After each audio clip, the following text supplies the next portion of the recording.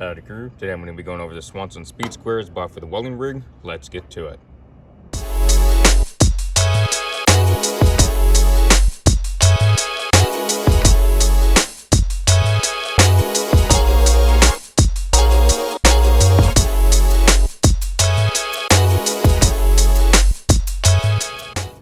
So today I'm going to be doing the unboxing of these speed squares. Obviously this one's not in a box, but it's part of the unboxing that y'all saw from the Lowe's shopping haul for the welding rig. I really like these speed squares. They had another one that was actually more expensive, but it was not as good in my opinion. It was laser etched, which is all great. I do like the laser etched speed squares, but I like these notches even more so. And also this just has better quality to it in my opinion because the depth of these notches. It's not just lines etched in, and I really like this, and I'll be going over that in a moment. But also these are made in the USA, and the other one did not say that, and I didn't want to be guessing where they're made from, so I'd rather buy made in the USA than from just any old place. So that was another reason I bought these, and they were actually a little bit cheaper, which was great by me. I have no problem with that. And so this one's going to be the 4.5-inch speed square, and this one's going to be the 7-inch speed square. There we go. So here is the 4.5-inch one. Cute little thing. It's a cute little critter. Go and set that there. In the end,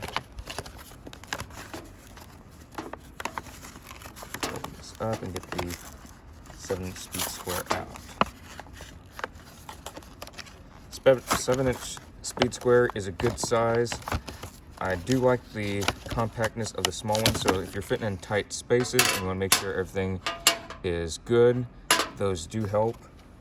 And I did not know it was the 100th anniversary of their name for Swanson, so that's great for them. And if you look at the back of this, it's going to have how to use all this, and I've used quite a bit of it in different applications, but not all specifically for welding. Doing carpentry work, putting up different walls and putting up roof rafters, I've used the 3.5-inch diamond and the 5.5-inch diamond, but I've not used that for metal working. I've only done that with carpentry work, which I've done quite a bit of. A little bit in the actual making buildings and frames. I have done that a little bit, and those came in extremely handy. But what I like about these little notch outs, you will see on them the different measurements, and I'll bring this one up so you can see it really well. This one says 1/4 inch and this one says 1/8 inch, and I've seen some folks very confused by that because they think that this is 1/8 inch apart, and it doesn't look like it should be, because if it was, it'd line up with the 1/4 inch. What it is this is 3/8 away from this line right here, and this one is 1/4 inch away.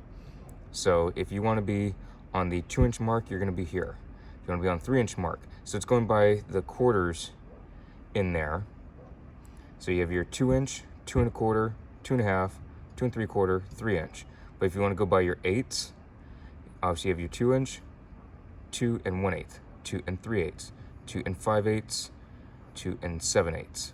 So that's your 8ths line, and they are spaced 1/4 inch apart because you don't need the other 8ths in there, because the 1/4 inch takes care of that.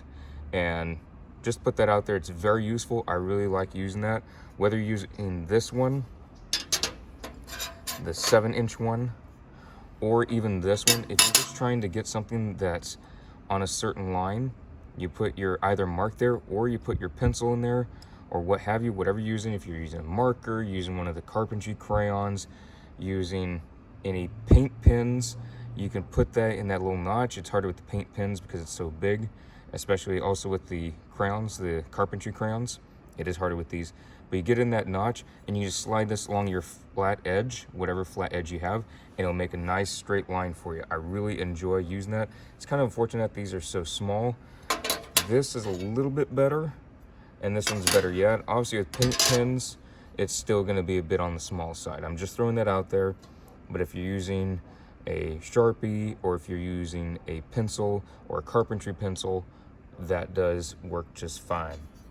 And of course you have all your degrees, which is extremely useful. I would recommend getting to know how to learn to use these.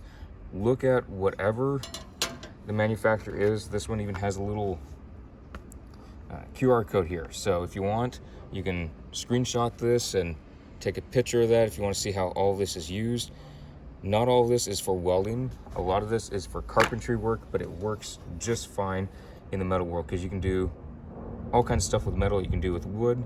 You can just replace the different things. So instead of wood roof rafters, you can have metal ones. There's no definition saying that roof rafters have to be wood.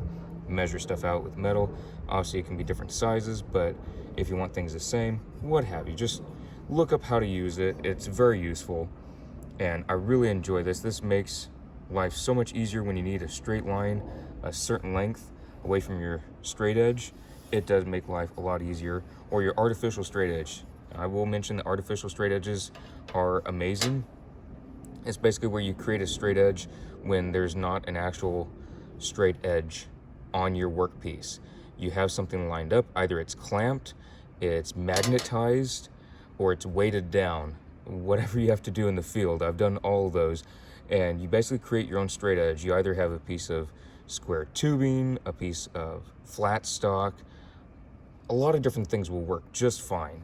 And you create an artificial straight edge, and then you just use that and guide this along and have your marking device in here, whether it be a pen, pencil, marker, whatever suits your fancy that works on the material that you're working on, whether it be wood or metal. I do want to say that these are nice and lightweight. They're not heavy by any means. I've worked with heavier ones, and it doesn't make anything really tougher. I don't really have a preference too much between light or heavy. If you're carrying them all day, then definitely I like the light ones. But also when I'm working with something and it's supposed to stay in a certain spot so it doesn't move, I actually prefer the heavier ones. I know some folks will disagree, but that's just my own personal opinion. I like it when they're a little bit heavier and they won't move around as much, especially if I have a specific spot and I don't have an artificial straight edge or anything like that, and I need to stay in a spot while I'm moving some other things. It won't be as easily bumped because these are nice and light, so I'm not saying that's a bad thing, but I do have an opinion for both directions, whether it being light or heavy. There's pros and cons about each, and I wouldn't say one is necessarily better than the other. It depends on the application using. Now, again, carrying it, lighter is better. If you're doing a lot of fabrication, you want it to stay put and it not moving as much with other things moving around. If you're having to just deal with other factors, heavier may be better. Just want to throw that out, just personal opinion and some extra thoughts. But I really like the 12-inch, the 7-inch, and the 4.5-inch, which is a cute little thing. And so those all look great, fine and dandy. Each one looks great. So Frankfort, Illinois. Looks great. Yeah, so I would say just go to the manufacturer's website. They're going to show their actual piece. It's not just any old speed square. They're going to show the one that you have. If you buy it from Swanson, you go and scan the QR code that I showed, and you can see all the different things. Whatever you're looking for, you can go to that specific thing and look it up. If you have some other manufacturer, go to their website and look at how they have their things laid out. Maybe a little bit differently, some things rearranged. They're not all the same. So I'd recommend learning how to use it before you just go out in the field and just assuming what is what. So, anywho's, hope y'all enjoyed, and I'll see y'all in the next vlog.